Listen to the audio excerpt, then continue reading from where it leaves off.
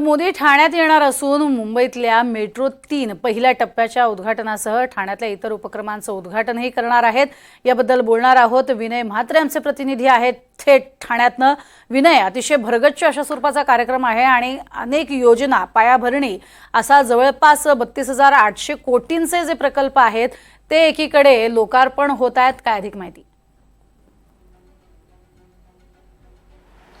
प्रज्ञा, ठाणेकरांसाठी आजचा दिवस खूपच आनंदाचा असणार आहे, कारण नेहमीची दगदग, नेहमीची वाहतूक कोंडी, नेहमीचा प्रवास यामधून येत्या काही वर्षामध्ये ठाणेकरांची सुटका होणार आहे। ठाणेकरांचा हा आनंदमय सुखकर प्रवास किंवा कमी वेळेमध्ये हा प्रवास होणार आहे, कारण पंतप्रधान नरेंद्र मोदी काही महत्त्वाकांक्षी प्रकल्प आहेत, म्हणजे 32,800 कोटींचे हे प्रकल्प आहेत। त्यामध्ये सगळ्यात महत्त्वाचा म्हणजे ठाण्यातल्या अंतर्गत मेट्रो देखील याचं पायाभरणी देखील आज पंतप्रधान नरेंद्र मोदी यांच्या हस्ते होणार आहे।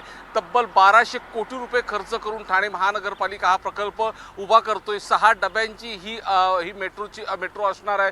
त्याचबरोबर सगळ्यात महत्त्वाचं म्हणजे 29 किलोमीटरचं ही संपूर्ण अंतर्गत मेट्रो आहे। त्यामध्ये 22 मेट्रो स्थानक आहेत।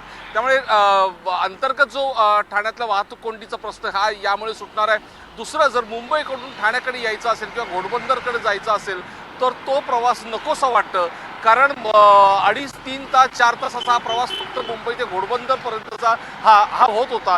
त्याचमुळे ईस्टर्न एक्सप्रेस वेवरून जो आता छेडानगर ते ठाण्याचा हा जो अंतर आहे हा अंतर देखील आता त्याचा पायाभरणी देखील कामाच्या शुभारंभाचा देखील मोदींच्या हस्ते होणार आहे। त्यामुळे तो प्रवास देखील वाहनांनी ठाण्यामध्ये जायचा असेल किंवा घोडबंदरला जायचा असेल तर तो प्रवास देखील सुखकर होणार आहे। आणखीन एक सगळ्यात महत्त्वाचा म्हणजे ठाणेकरांसाठी म्हणजे ठाणे महापालिकेने 700 कोटी रुपये खर्च करून तब्बल ठाणे महापालिकेची प्रशासकीय जी इमारत आहे ती उभारली जाणार आहे आणि ती प्रशासकीय इमारत मोदींच्या हस्ते होणार आहे। त्याचबरोबर नवी मुंबईमधला जो नैना प्रकल्प आहे, नैना प्रकल्प त्याची पायाभरणी देखील मोदींच्या हस्ते ऑनलाईन ठाण्यामधूनच केली जाणार आहे। त्यामुळे तब्बल सुमारे 33,000 कोटींचे हे सगळे प्रकल्प आज मोदींच्या हस्ते उद्घाटन होणार असल्यामुळे ठाणं बदलतंय, मुख्यमंत्र्यांचं ठाणं बदलतंय असं आपण मागच्या आठवड्यामध्येच एक कार्यक्रम पाहिला होता आणि त्यामध्ये हे सगळ्या गोष्टी राज्य शासनाकडून दाखवण्यात आल्या होत्या।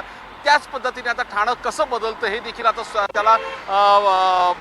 त्याला सुरुवात होणार, त्या कामाला देखील शुभारंभ होणार आहे। त्यामुळे काही कामांचं भूमिपूजन तर काही कामांचं उद्घाटन आज मोदींच्या हस्ते होणार आहे। मोदींच्या स्वागतासाठी जय्यत तयारी ठाण्यामध्ये करण्यात आलेली आहे। तब्बल 2,000 पोलिसांचा फौजफाटा आज ठाण्यामध्ये तैनात करण्यात आले। काल रात्री 12 वाजल्यापासून अवजड वाहनं देखील ठाण्यामध्ये बंद करण्यात आलेली आहेत।